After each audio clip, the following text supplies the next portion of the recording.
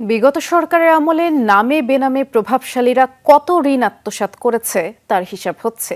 একই সাথে পাচার হওয়া অর্থ ফিরিয়ে আনতে বিদেশি বিভিন্ন সংস্থার সাথে যোগাযোগ শুরু হয়েছে বলে জানিয়েছেন প্রধান উপদেষ্টার প্রেস উইং। এদিকে অর্থনৈতিক বিপর্যয় থেকে ঘুরে দাঁড়াতে কানাডাকে বিনিয়োগের আহ্বান জানিয়েছেন প্রধান উপদেষ্টা ডক্টর মোহাম্মদ ইউনুস।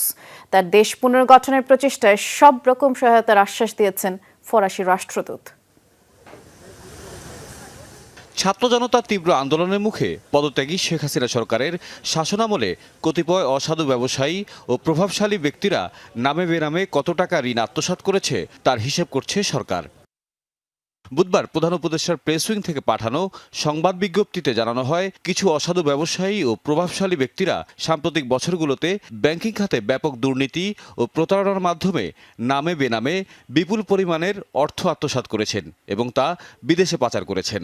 এই আত্মসাৎকৃত অর্থের পরিমাণ লক্ষাধিক কোটি টাকার উপরে মর্মে ধারণা করা যায় বলে বিজ্ঞপ্তিতে উল্লেখ করা হয়। প্রভাবশালী ব্যক্তিদের নাম উল্লেখ না করে বিজ্ঞপ্তিতে বলা হয়, এই অর্থ পুনরুদ্ধারে কাজ শুরু হয়েছে, যোগাযোগ করা হচ্ছে বিদেশি বিভিন্ন সংস্থার সাথে। এদিকে বুধবার কয়েকটি দেশের হাই কমিশনার, রাষ্ট্রদূত ও জাতিসংঘ প্রতিনিধি সাক্ষাৎ করেন প্রধান উপদেষ্টা ডক্টর মোহাম্মদ ইউনুসের সঙ্গে। কানাডার রাষ্ট্রদূত লিলি নিকোলাসের সাথে সাক্ষাতের সময় প্রধান উপদেষ্টা বাংলাদেশের অর্থনৈতিক পুনর্গঠনে বিনিয়োগের আহ্বান জানান।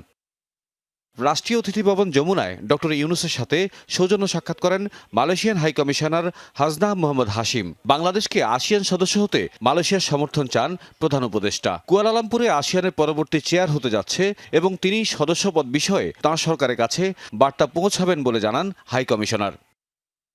এরপর প্রধান উপদেষ্টার সঙ্গে সাক্ষাৎ করেন ফ্রান্সের রাষ্ট্রদূত মেরি মাসুদ পাই। তিনি জানান, বাংলাদেশের অন্তর্বর্তী সরকারের সাথে কাজ করবে ফ্রান্স।